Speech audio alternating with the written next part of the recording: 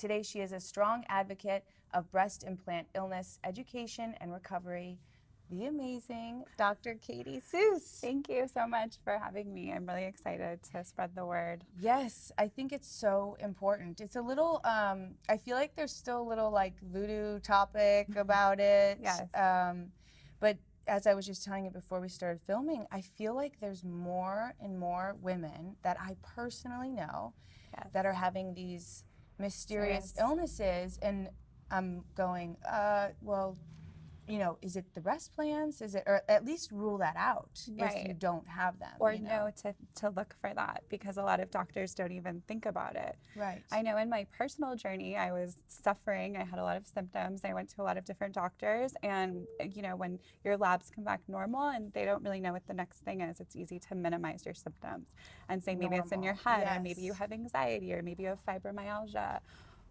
So. That's a great. That's the common one that they usually throw at you because there's no really diagnosis. Right. However, there is a huge correlation between silicone ruptures, like silent ruptures that people don't know about, and fibromyalgia diagnoses. But for the most part, we don't really know what causes fibromyalgia. There's a lot of speculation, but it's kind of like an umbrella thing that gives you a prescription. Right. And you personally, like so you were an athlete, right? Yes. So you could tell. I mean, women know their bodies. People know their bodies. You know when something is not right. And that's what happened, right? Yeah, so I was like a high school and college All-American wrestler, and I've always been... Which I love that, by the way. That's so cool. Thanks. So I've always been very athletic. I never really stopped working out, and after I got implants, I started having a ton of pain. That was my first warning sign. When you say pain, was it like systemic, or was it in the boob area? Or it was systemic, and I had been working out with a trainer pretty hard. I was 27, and I just started to feel that, you know, that muscle soreness after you have a hard workout, but there was an extra layer to it, and it started to keep me up at night to the point where I was like thinking I needed to take an ibuprofen. It was so strong, and I've never had that with post-workout pain. I've felt post-workout pain, but not to that point where there's just something added. So I started thinking, like, what's going on? I tailored back my workouts, and then the pain was still there.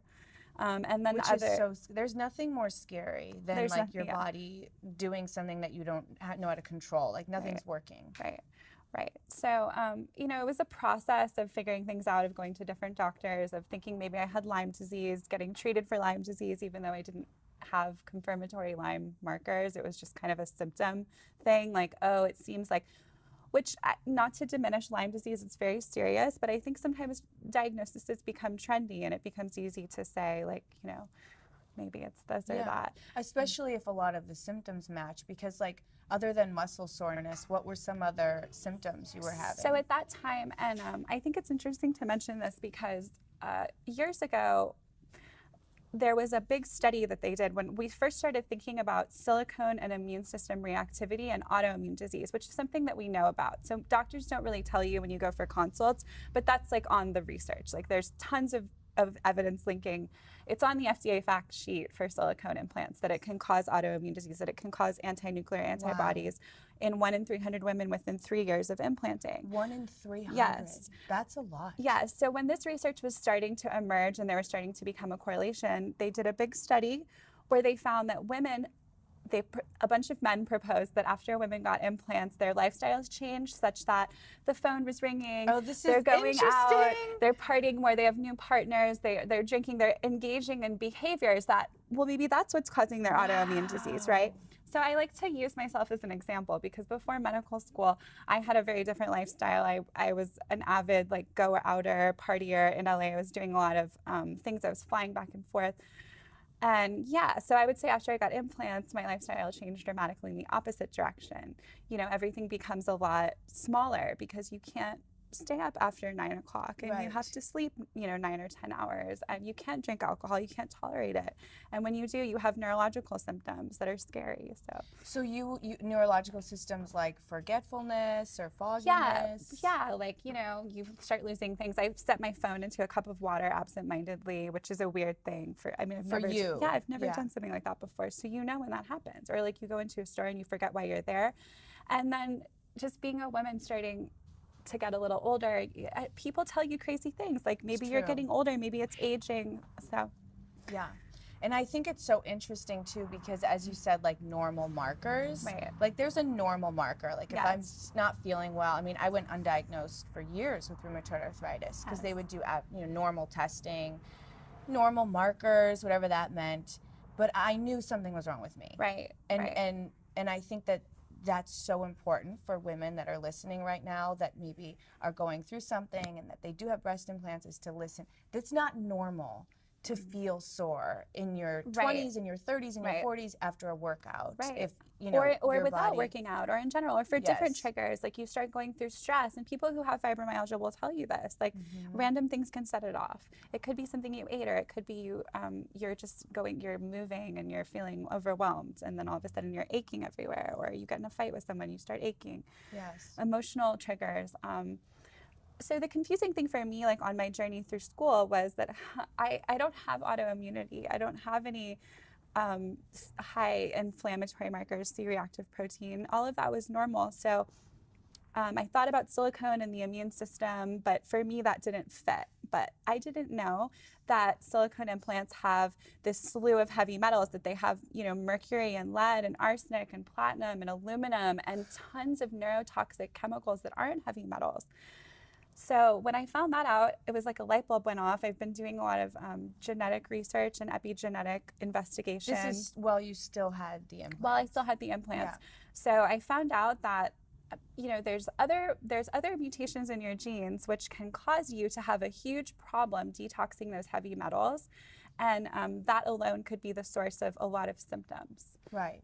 Does that make sense? Yes, and I think what you had said too, because there is a correlation with autoimmune. So certain people are predisposed. Yes. And then certain life triggers or certain like things silicone. Like silicone can actually trigger an autoimmune. To turn it on, right. To turn it on. Right. So for all of the women who have autoimmune disease who explant their silicone, that's the first step, but it's not the only thing. There's and from reversing your own RA that there's a lot of other factors that have to go into that recovery. Yes. And it's a constant. I mean, with rheumatoid arthritis, I say I'm thriving with rheumatoid arthritis. There's no cure, right? But it's a constant roller coaster that I'm willing to ride for the rest of my life. But so what was the process for you eventually finding the doctor, first of all? Because I mean, that's a whole process too of removing. Exactly. Yeah. Because I initially contacted the surgeon who implanted me, who is someone I trust, and I feel he's a really competent doctor. Like, he's very good. But when I talked to him, they don't understand the magnitude of importance of removing the implant with the scar tissue capsule completely around it, like not disrupting that environment, because otherwise, you don't know if you have a rupture. Sometimes silicone will spill. It can go and metastasize into your lymph nodes, and then you can never get it out. So you need to go to a surgeon who not only understands the importance of doing the correct removal procedure, but is also practiced at it. Because then I talked to other doctors who were like, sure, we can do it, no problem. But they can't show me any examples of successful times that they've done it, or they can show me one or two. Yeah. And when this is your life, I mean, I know women who have explanted incorrectly and they're still sick. They still have a lot of health problems. And not to mention, but I think it is important because I could hear the questions that women would be asking.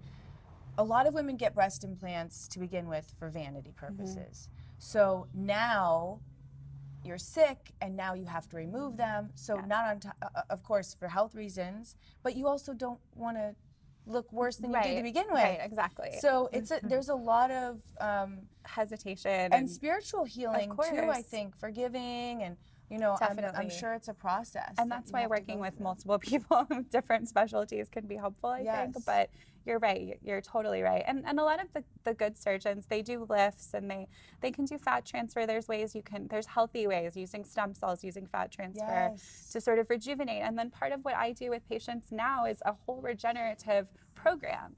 So we're, if they're having metal toxicity issues, we're chelating the heavy metals or to their tolerance. If they're an autoimmune patient, probably not chelate. And then doing, what is that? Where you use certain materials that help bind to the metals and eliminate them. Oh, yeah. And through IV or through pills? You can do IV, or there's prescription ways. There's also natural ways, but it's very bio-individual, depending on the person. And then after you've cleaned house, you can start the rejuvenation process.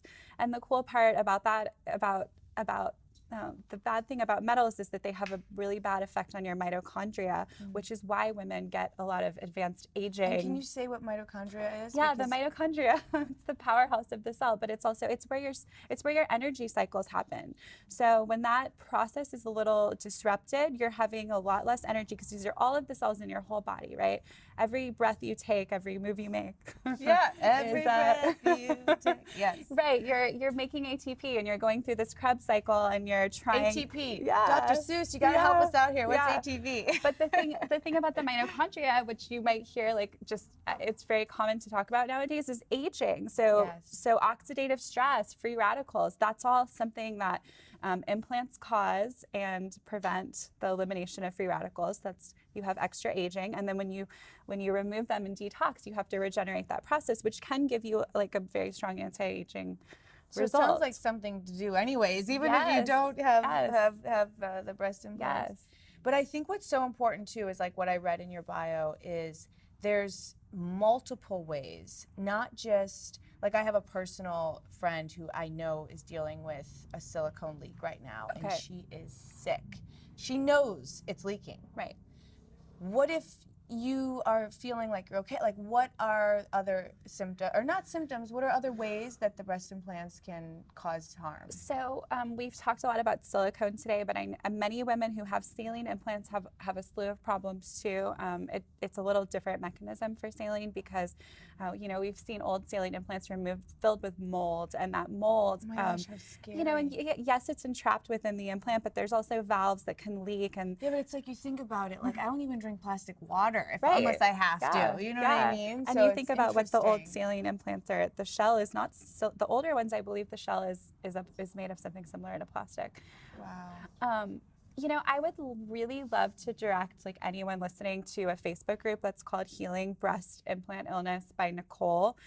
She has, the last I checked, which was a couple months ago, she had about 40,000 members Wow. and it's a great support group for women in all stages of the process. And even women who are thinking about implants go in the group, and she has a ton of resources. They have lists of doctors that they feel are up and up about the topic. I think that's great. I mean, I think what it reminds me of most is, I'm a mom, and the whole vaccination process, and there was so much.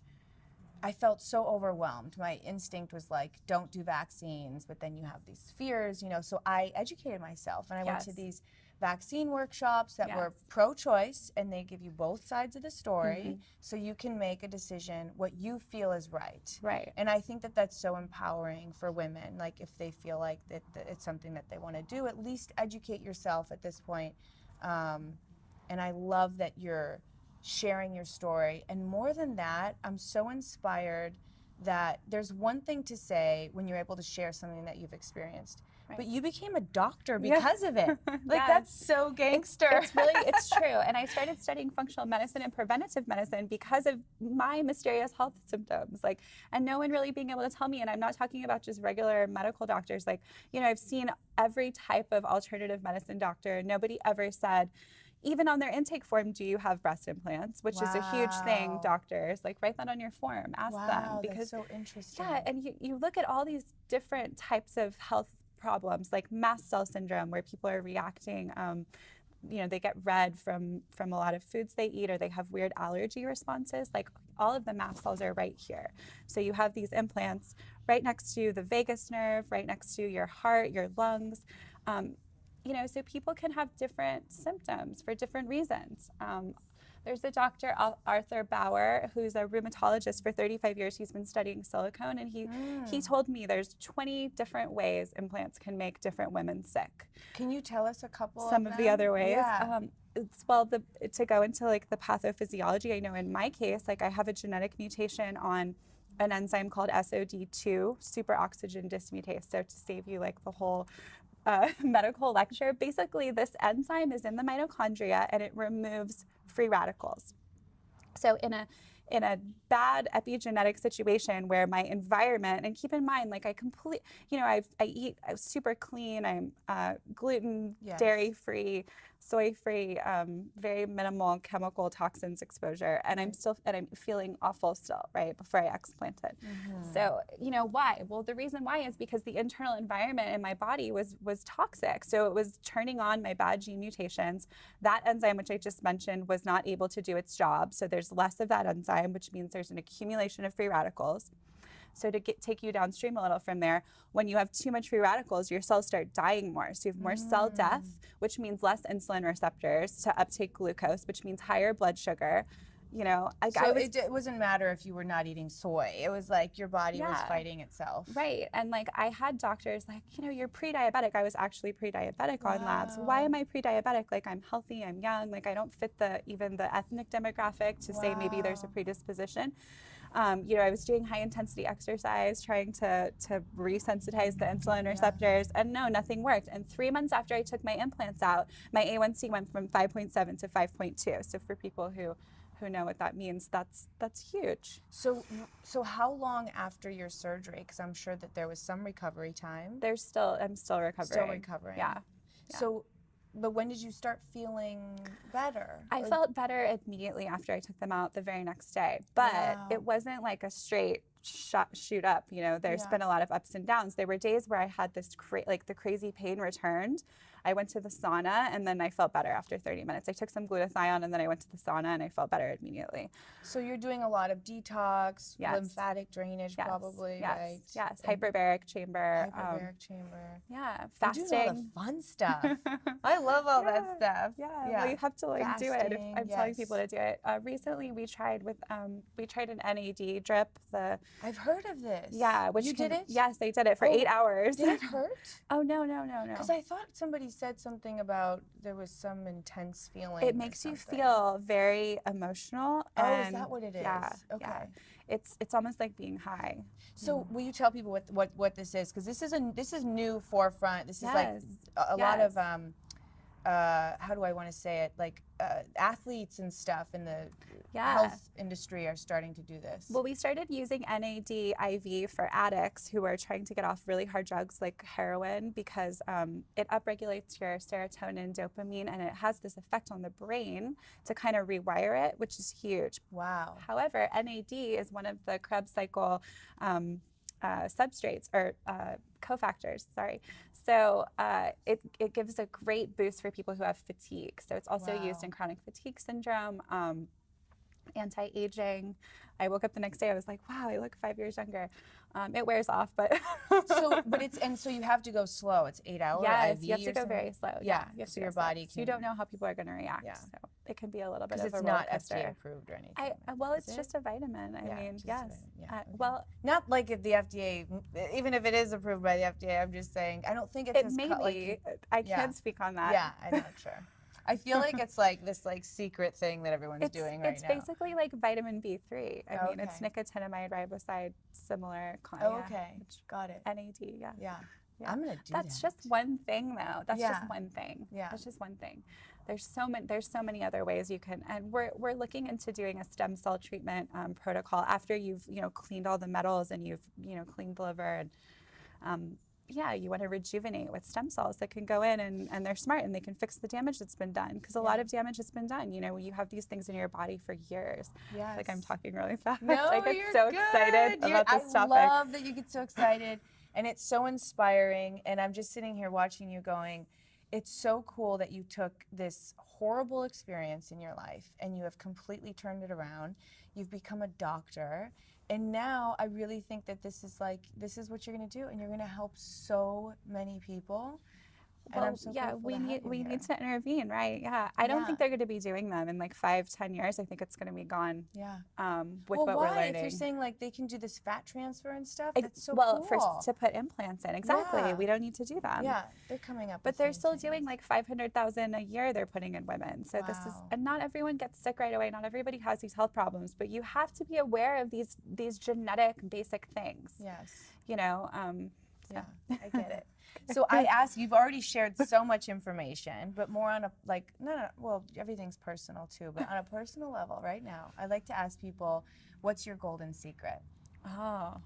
Yeah. Wow, that's a hard one. I know. So what's your golden secret right now? Well, for 2018, I have to say I've been doing a lot of yoga and meditation to just kind of, Yes. you know, I love recover. that. It's been huge. Yeah. Yeah. It's been huge. It's a journey that you've been on. So Yeah. I think, I mean, that makes so much sense. The yoga is so grounding and Yes. gets you out of the physical and into the Right. seat. Right. Because you could be doing all of these things, but when you're walking around like, Yeah. you know, your brain is sending signals to all of your cells that everything is not okay. Yes. So if you're not, you have to bring in that spiritual component. Yes. That's a great golden seed. That's one of my golden seeds. I figured. But everybody can find you on Instagram. Yes. You're sharing amazing videos Thank and you. information. Yes, And your website's going to be up soon. Yes. And thank you so much Thank for you coming today. for having me. So I'm grateful. so glad. Yeah, thank you. Thank you.